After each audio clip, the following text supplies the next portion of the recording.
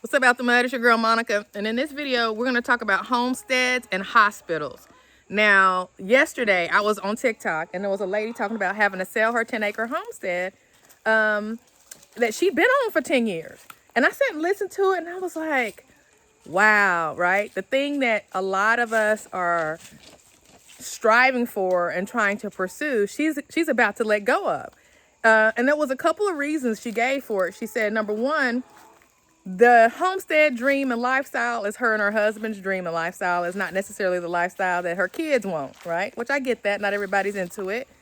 The other thing was the children have medical needs and the hospital near them is closed down.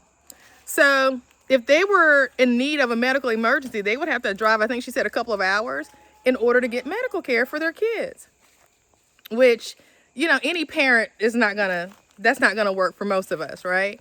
So when you're looking for homestead property, there's so many things you have to think of based on your individual situation, right? I know that you want the land, okay? I know you want to homestead. I know you want to start living a life of more self-sufficiency, but you have got to take so many things into consideration before you sign on the dotted line. And I hope you remember, never, never, never buy raw land, not unless you're independently wealthy and have an unlimited source of revenue coming from somewhere or unlimited number of dollars in your bank account. And this is why.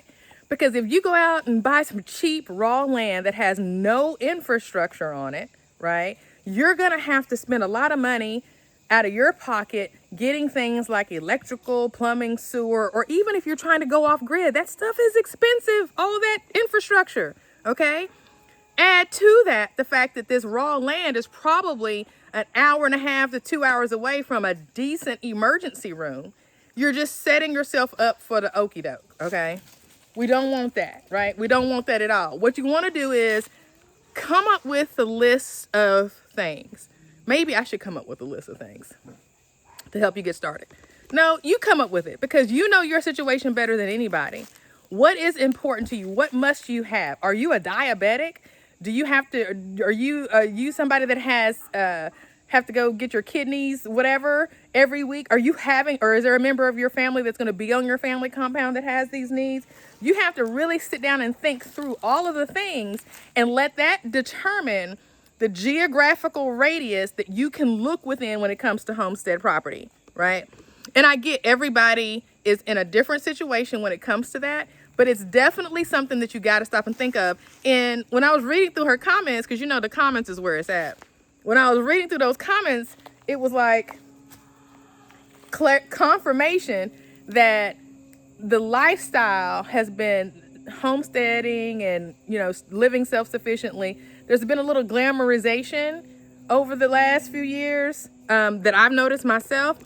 And it just really ain't. It really ain't glamorous, and it's very expensive.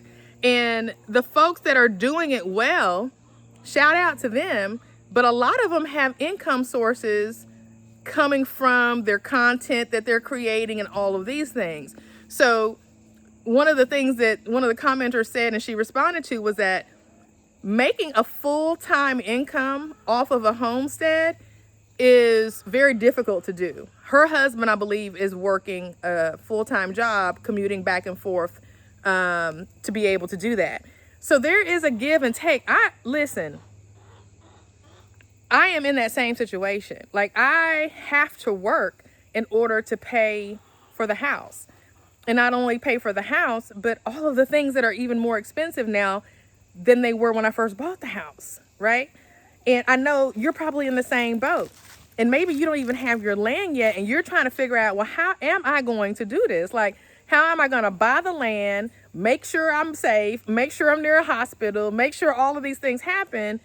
Because I really want to get to a place where I can start to grow my own food, live in a more peaceful environment, and not have to deal with whatever it is that I'm dealing with now. You really got to sit down and think about it. You really got to sit down and think about it because it is becoming increasingly, and like all these people at the CDC and all this stuff, like there's just so much stuff going on right now that I don't even know where to begin, to be honest with you. But I do know that if you are purchasing or in the mode of purchasing homestead property, you absolutely 100% have to consider the status of your rural emergency room situation. Most homesteaders are going to be resourceful enough to be able to come up with a lot of the remedies and stuff like that, the herbal remedies and the tinctures, and do a lot of preventative stuff. And just being out on the homestead is going to be a lot healthier for a lot of us than, you know, the alternative, right? You start to eat your own food that you're raising. You start to, you know, be less stressed. All of these things are going to add value to your health. However, unless you are a surgeon, you can't sew your finger back on if you saw it off. All right. If you have a cardiac event, you're not going to be able to deal with that by yourself. Okay. So don't think that you can homestead your way through an emergency. That's what emergency rooms are for. That's why God bless those people who have a desire to learn emergency medicine, to go to school all of those years so they can do that for us. Okay. So in addition to all the other things that you need to consider when you're looking at homestead properties, now you need to consider the homestead hospital situation. How much do I think that we would need access to quality emergency care, especially if you're doing a family compound that's got multi-generations, okay? It's not just you. Maybe you're healthy. You don't have any problems, right? But maybe you have a family member who does. And so that's going to be where you have to like think holistically and comprehensively about who all's going to be on this homestead with you, what are their needs, and that's when you get out a map and you pinpoint the hospitals, the ones that don't look like they're going to be closing anytime soon. I am so thankful that if something was to happen, I got hospitals out the wazoo to choose from. I got St. Thomas, I got Vanderbilt Medical Center, okay? But yet I'm in the county. So it's when I tell you my ideal scenario is finding 1 to 5 acres right in the outside of the city, 25 minutes outside of a major city. I'm about 25 miles outside of Nashville, Tennessee. Okay, Murfreesboro is slowly becoming a baby Nashville though, so I would love to be able to go further out, but I'm good. I've got 5 acres.